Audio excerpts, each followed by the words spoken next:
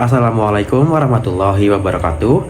Perkenalkan, nama saya Muhammad Nafis Baidillah, biasa dipanggil Hafiz, dengan NIM 25109122100022.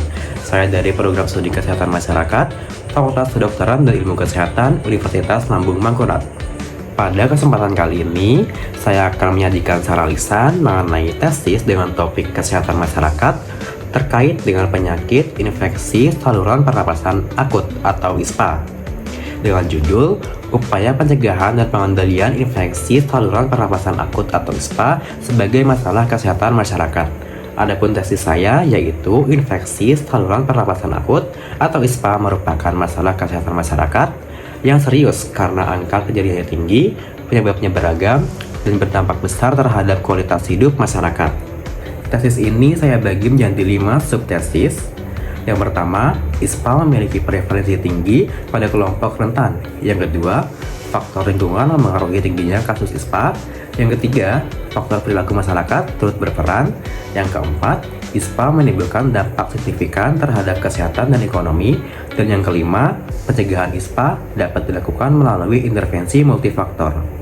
Subtesis yang pertama yaitu ISPA memiliki prevalensi tinggi pada kelompok rentan. Penyakit ISPA sering ditemukan pada anak-anak dan lansia.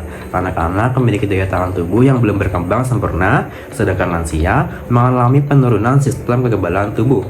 Kondisi ini membuat kedua kelompok tersebut lebih mudah terserang ISPA, sehingga prevalensi penyakit ini tetap tinggi dari waktu ke waktu. Subtesis yang kedua yaitu faktor lingkungan mempengaruhi tingginya kasus ISPA. Lingkungan yang tidak sehat menjadi salah satu penyebab utama meningkatnya angka ISPA. Polusi udara dari kendaraan bermotor, asap rokok, dan ibu rumah tangga dapat memicu gangguan pernapasan. Selain itu, sanitasi yang buruk seperti sampah yang menumpuk dan saluran air yang tidak terawat memperbesar peluang penyebaran mikroorganisme penyebab penyakit. Subtesis yang ketiga, faktor perilaku masyarakat turut berperan. Kebiasaan masyarakat yang belum sepenuhnya menerapkan perilaku hidup bersih dan sehat juga memperparah situasi. Misalnya, jarang mencuci tangan dengan sabun, tidak menutup mulut saat batuk atau bersin, serta kurangnya kesadaran menjaga kebersihan lingkungan rumah. Perilaku ini memungkinkan penularan ISPA berlangsung lebih cepat di tengah masyarakat. Subtesis yang keempat, ISPA menimbulkan dampak signifikan terhadap kesehatan dan ekonomi.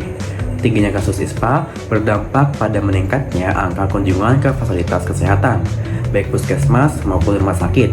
Hal ini menimbulkan beban biaya pengobatan yang tidak sedikit, baik bagi individu maupun bagi negara.